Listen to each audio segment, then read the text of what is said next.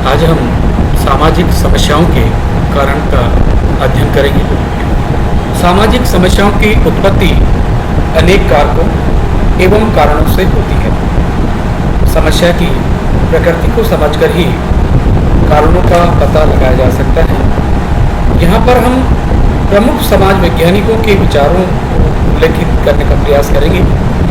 सबसे पहले हम बातचीत करेंगे रॉबर्ट एनिस्बेथ ने बताया कि सामाजिक समस्या के उद्भव के मूल में 4 प्रमुख कारणों का उल्लेख किया है, जो कि निम्न प्रकार हैं। पहला, संस्थाओं में संघर्ष। दूसरा, सामाजिक गतिशीलता। तीसरा, व्यक्तिवादी दृष्टिकोण। और चौथा, व्याधिकीय परिस्थिति। रॉब एवं सेल्जनिक ने सामाजिक समस्याओं के 5 प्रमुख कारणों को अपनी पुस्तक मेजर सोशल प्रॉब्लम्स में उल्लेखित किया है, जो कि निम्न प्रकार से हैं। पहला, संगठित समाज के लोगों की पारस्परिक संबंधों को सुचारू रूप से संचालित एवं नियमित करने की क्षमताओं का ह्रास होना। दूसरा, समाज की संस्थाओं में विचलन का पाया जाना। तीसरा, समाज के सदस्यों द्वारा समाज के मानदंडों एवं नियमों का उल्लंघन करना। चौथा, समाज के मानदंडों एवं मूल्यों का उचित रीति से एवं सम्यक रूप से समाजीकरण की प्रक्रिया के द्वारा ही एक पीढ़ी से दूसरी पीढ़ी को हस्तांतरित नहीं हुई। फिर समाज के अधिकांश सदस्यों की आकांक्षाओं एवं अपेक्षाओं की संरचना में तारतम्यता का अभाव होना। पॉल लैंडिस ने सामाजिक समस्याओं के 4 प्रमुख कारकों का उल्लेख किया है, जो कि निम्न है।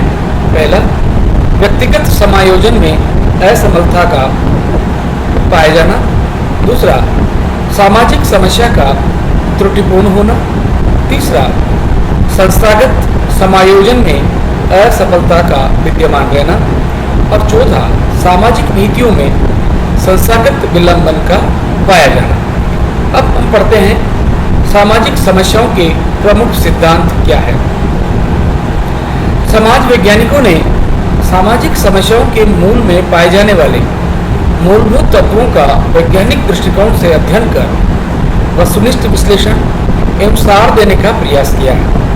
यद्यपि भिन्न भिन्न सामाजिक समस्याओं का अलग अलग आधार होता है, तथापि इसमें परस्पर संबंध भी पाया जाता है। सामाजिक समस्याओं के संदर्भ में निम्न सिद्धांत प्रमुख रूप से देखे जा सकते हैं।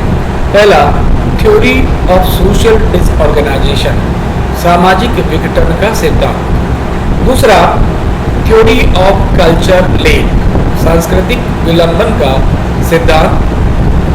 थर्ड, वैल्यू कॉन्फ्लिक्ट थ्योरी, मूल्य संघर्ष का सिद्धांत। Fourth, theory of personal deviation, वैयक्तिक विचलन का सिद्धांत की बात करते हैं। सबसे पहले हम बात करते हैं सामाजिक विघटन का सिद्धांत, थ्योरी ऑफ सोशल डिसऑर्गेनाइजेशन। इसमें सभी समाज वैज्ञानिकों का मत है कि सामाजिक विघटन सामाजिक समस्याओं का हेतु है। रोनाल्ड एल वारेन ने इस विचारधारा को प्रस्तावित किया।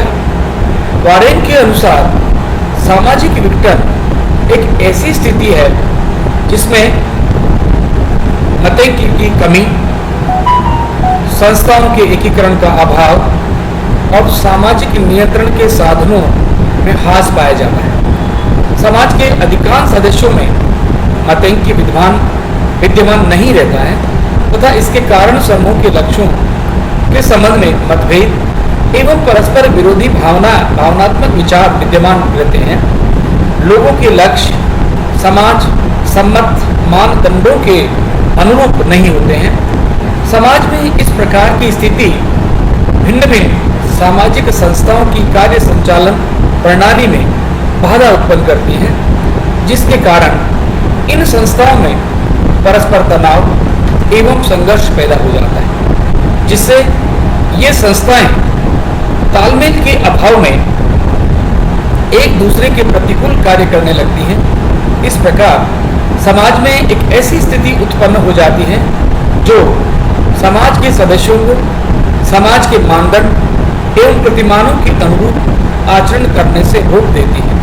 जब समाज के अधिकांश सदस्य समाज के नियमों के विरुद्ध आचरण करने लगते हैं, तब यह स्थिति समाज के सम्मुख सामाजिक समस्या के रूप में पल्लवित होती है, दृष्टिगोचर होती है। इस विचारधारा के समर्थकों की मान्यता है कि प्राचीन काल के समाज सापेक्ष रूप से स्थिर एवं साम्यवादी थे।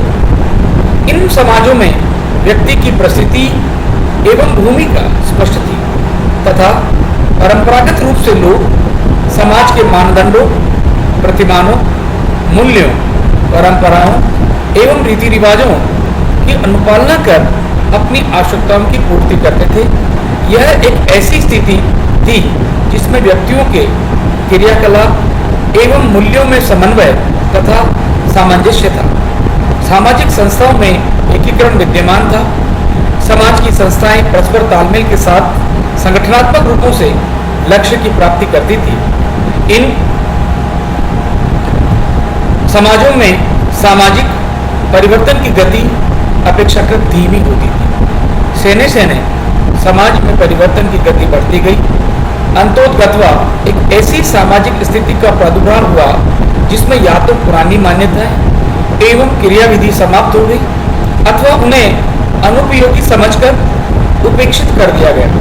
समाज के सदस्य प्रचलित साधनों के स्थान पर नवीन साधनों को प्रयुक्त कर अपनी आवश्यकताओं की पूर्ति में संलग्न होने लगे। व्यवहार के परंपरागत नियमों का समाज में प्रभाव क्षीण हो गया, जिसके परिणाम स्वरूप समाज के सदस्यों के व्यवहार को नियमित एवं नियंत्रित करने की शक्ति लगभग समाप्त हो गई। समाज के सदस्य समाज की परंपराओं, प्रतिमानों एवं मूल्यों का उल्लंघन करने लगे। सामाजिक क्रियाओं और सामाजिक मूल्यों में संघर्ष होने लगा। नवीन नियमों का पूर्ण रूपेण स्वीकार नहीं किया गया।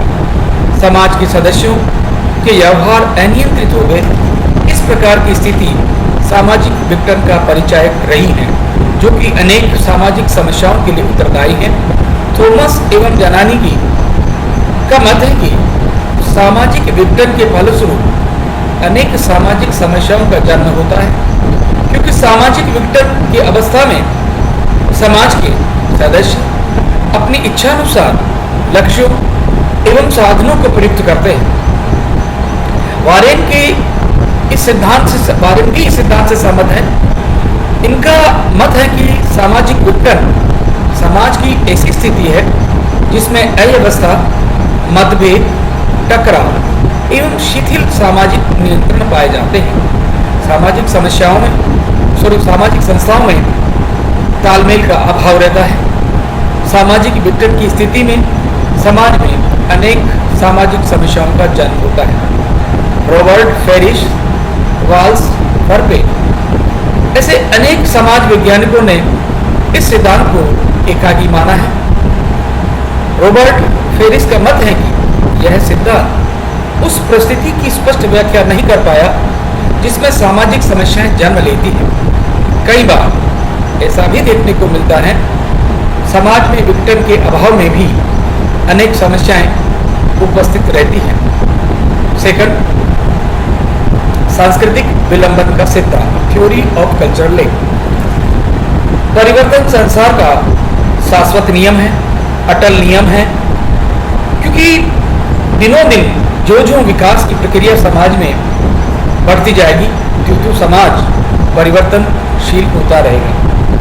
तो इसी के साथ संस्कृति के विभिन्न आयामों में भी परिवर्तन होता रहता है और यह परिवर्तन प्रतिदिन प्रत्येक समय में समान गति से नहीं होता है। ऐसी स्थिति में संस्कृति के विभिन्न पक्षों में परिवर्तन की दर असमान हो जाती है, जो कि सामाजिक समस्याओं को जन्म देती है।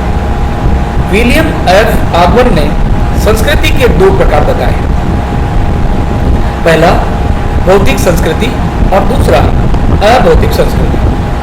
ऑगबर्न का मत है कि किसी भी समाज की संस्कृति के भौतिक पक्ष में परिवर्तन तीव्र गति से होते हैं, जबकि अभौतिक पक्ष संस्कृति में परिवर्तन की गति अपेक्षाकृत रूप से धीमी होती है। इस प्रकार अभौतिक संस्कृति में परिवर्तन भौतिक संस्कृति की तुलना में विलंब से होता है। इसी को अकबर ने सांस्कृतिक विलंबन की अवधारणा द्वारा समझाने का प्रयास किया है।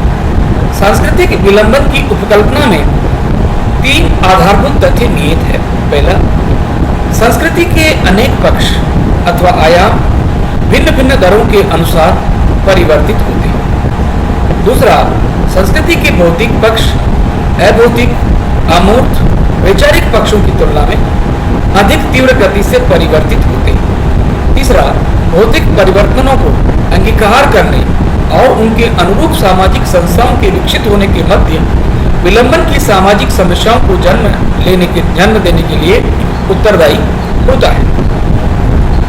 वर्तमान समय में आधुनिक औद्योगिक समाजों में संस्कृति के भौतिक पक्षों में परिवर्तन क्रांतिकारी गति से हो रहे हैं, परंतु इन परिवर्तनों के अनुरूप संस्कृति के अमूर्त स्वरूप में परिवर्तन धीमी गति से हो रहे हैं।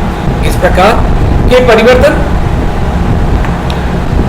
प्रकार भौतिक एवं अभौतिक पक्ष में होने वाले परिवर्तनों के मध्य सामंजस्य स्थापित नहीं हो रहा है। यह स्थिति सांस्कृतिक विलंबन की ही है। सांस्कृतिक विलंबन की स्थिति समाज में संक्रमण काल का परिचायक रही है। इसी कारण समाज में संघर्ष देखने को मिलता है, जो कि सामाजिक समस्याओं को जन्म देने के लिए उत्तरदायी होता है। सांस्कृतिक विलंबन का सिद्धांत समाज में विद्यमान उन सामाजिक समस्याओं की व्याख्या करने में समर्थ है जिनका उद्भव भौतिक एवं अभौतिक संस्कृतियों के भिन्न भिन्न परिवर्तनों के कारण होता है। अन्य कारणों से उत्पन्न सामाजिक समस्याओं की व्याख्या करने में यह सिद्धांत विफल रहा है। तीसरा सिद्धांत वैल्यू कॉन्फ्लिक्ट थ्योरी, मूल्यों में संघर्ष का सिद्धांत। मूल्य वे सांस्कृतिक एवं व्यक्तिगत आदर्श हैं जिनके द्वारा वस्तुओं अथवा घटनाओं की तुलना की जाती है, तथा ये वे लक्ष्य एवं उद्देश्य भी हैं जो व्यक्ति के व्यवहार को निर्देशित करते हैं। क्यूबर, हार्पर, बोलर इत्यादि समाज वैज्ञानिकों का मत है कि सामाजिक समस्याएं विभिन्न मूल्यों में टकराव, अस्वीकृति, मतभेद एवं संघर्ष के कारण जन्म लेती है। समाज में एकरूपता, संगठन, व्यवस्था एवं संतुलन बनाए रखने के लिए मूल्य अपरिहार्य है। प्रत्येक समाज की एक संस्थागत मूल्य व्यवस्था होती है जो इसके सदस्यों के व्यवहारों, सामाजिक क्रियाओं एवं सामाजिक संबंधों को नियमित, नियंत्रित, निर्देशित एवं संचालित करती है। समाज के लक्ष्यों की पूर्ति किन साधनों से होगी, इसका निर्धारण सामाजिक मूल्य ही करते हैं। समाज की कार्य प्रणाली, रीतियां, पारस्परिक संबंध, संगठन, स्वतंत्रता, नियंत्रण इत्यादि मूल्यों के द्वारा ही निर्धारित होते हैं। जब इन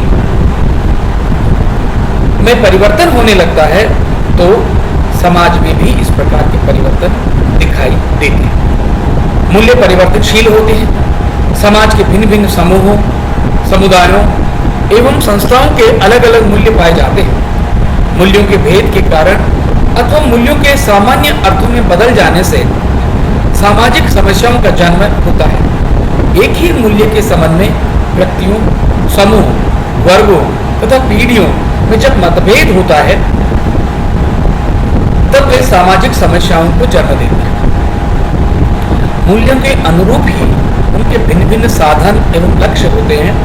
जब इन साधनों एवं लक्ष्यों में तनाव, टकराव एवं संघर्ष होता है तब ये सामाजिक समस्या पैदा करते हैं। उदाहरणार्थ, पूंजीवादी व्यवस्था का लक्ष्य व्यक्तिगत लाभ एवं इसके लिए आवश्यक साधन जुटाना होता है, जबकि साम्यवादी व्यवस्था के मूल्य पर ठीक इसके विपरीत होते हैं।